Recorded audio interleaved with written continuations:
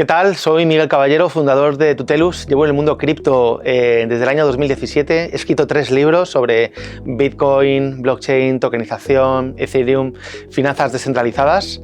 Y hoy os vengo a hablar de los antecedentes de Bitcoin. Es decir, qué ocurrió, ¿verdad?, durante todos los años anteriores al nacimiento de Bitcoin para que Bitcoin pudiese fraguarse y nacer como proyecto.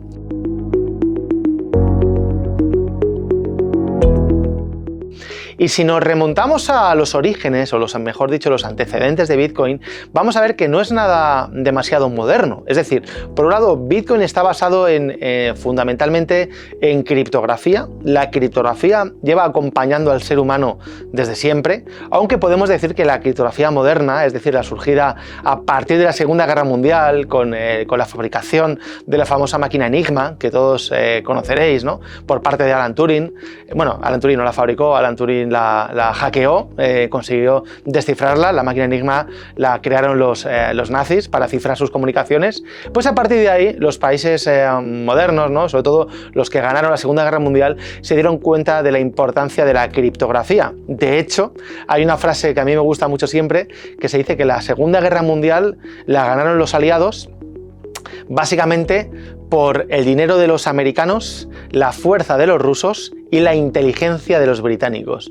Es decir, que los británicos, a través del hackeo de la máquina Enigma, a través de la criptografía, pudieron, bueno, pues interceptar muchísimos mensajes de los nazis y enviarles de la misma manera mensajes erróneos para que cayeran en ciertas trampas, ¿no? Por lo tanto, a partir de la Segunda Guerra Mundial, el mundo se da cuenta de la importancia de la criptografía, y ya es durante la época de los años 70 cuando la criptografía se libera, porque entre que termina la Segunda Guerra Mundial y la época de los años 70, básicamente, la criptografía fue una cuestión de Estado.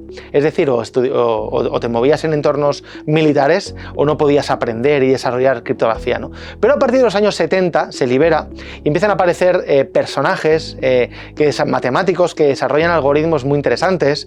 Pues el RSA se desarrolla en aquella época. Ralph Merkle, con su famoso algoritmo basado en los árboles de Merkle, también aparece en los años 70.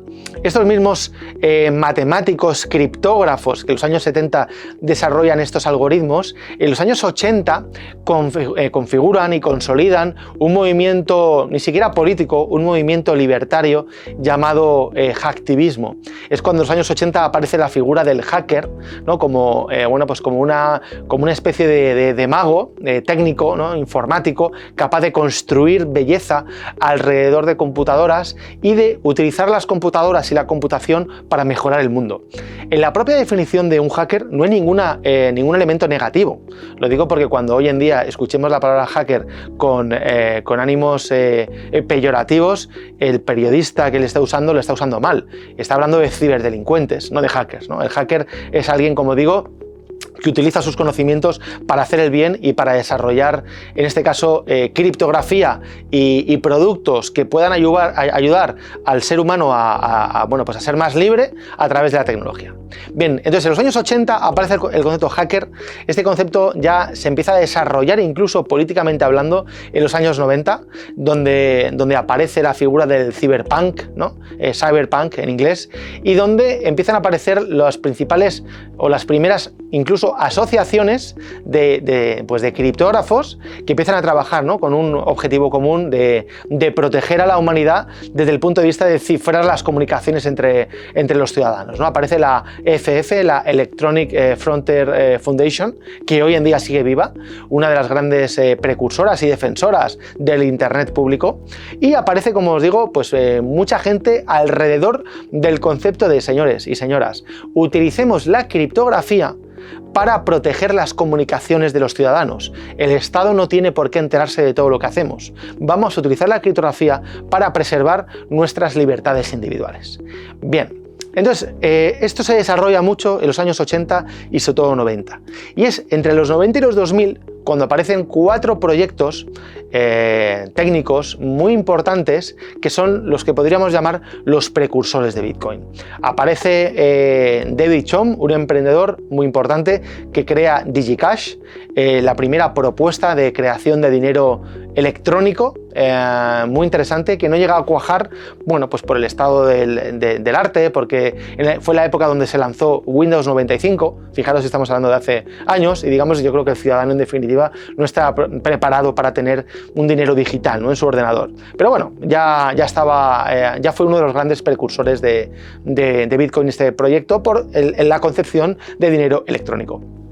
El segundo gran proyecto en el que se apoya Bitcoin a nivel de antecedentes es Hashcash.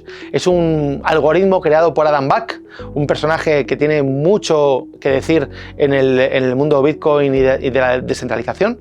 Adam Back crea un algoritmo que se llama Hashcash, que introduce lo que posteriormente veremos en otros vídeos con Bitcoin, en el sentido de lo que es la prueba de trabajo. ¿Vale?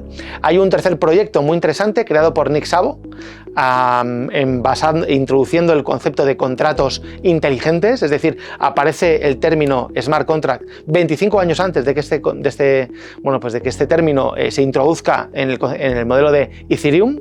Y por último aparece un proyecto impulsado por Wei Dai llamado B-Money, que introduce las llamadas bases de datos distribuidas, no descentralizadas. No llegamos todavía al concepto de descentralización, pero sí distribuidas. Por lo tanto, resumiendo estos antecedentes de Bitcoin, a diferencia de otras grandes invenciones de la humanidad, no es un invento genial por parte de alguien llamado Satoshi Nakamoto, que nunca sabremos quién es, y que produjo una revelación, ¿no?, de un día para otro, sino que utiliza muchísimos elementos que ya existían, utiliza criptografía, utiliza teoría de juegos, utiliza mecanismos de incentivos y utiliza estos 4 proyectos que os he contado, ¿verdad? Hashcash, DigiCash, B-Money y contratos inteligentes, lo mete todo en una coctelera, la agita, ¿verdad?, esa coctelera, y sale una cosa llamada Bitcoin. Por lo tanto, esto no lo digo quitándole valor, lógicamente, a la creación de Bitcoin, sino que no es un invento genial, como pueda ser otras invenciones de la humanidad, sino que es un compendio de tecnologías que tuvo Satoshi Nakamoto la genial idea de ponerlas todas en común, ¿no? Por lo tanto, bueno, os invito a todos a que leáis al respecto, porque como veis es un tema apasionante, ¿no? Bitcoin ha cambiado el mundo, ha cambiado las economías, ha demostrado ser una increíble infraestructura financiera para generar valor. Ya hablaremos de Bitcoin en el futuro, pero bueno, conocer sus antecedentes yo creo que es tarea fundamental y obligada para cualquier persona interesada en el mundo de los activos digitales. Un saludo y nos vemos en el siguiente vídeo.